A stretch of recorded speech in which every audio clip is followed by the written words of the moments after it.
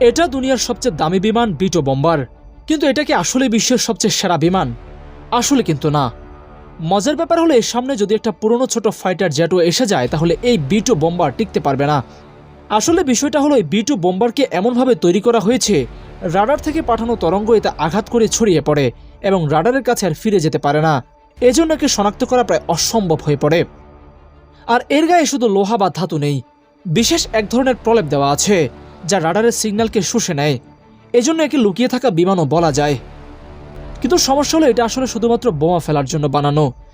এটা অন্য ফাইটার জেটের সঙ্গে আকাশে লড়াই করার জন্য তৈরি না। এটার কোনো মেশিন গান বা এয়ার টু এয়ার মিসাইল নেই যেগুলো দিয়ে সরাসরি ফাইটার জেটের সাথে লড়াই করবে।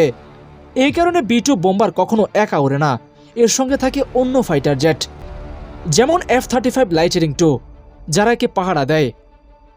সহজ করে বললে B2 বোম্বার লুকিয়ে গিয়ে বোমা ফেলে আর ফাইটার জেটগুলো তাকে রক্ষা করে।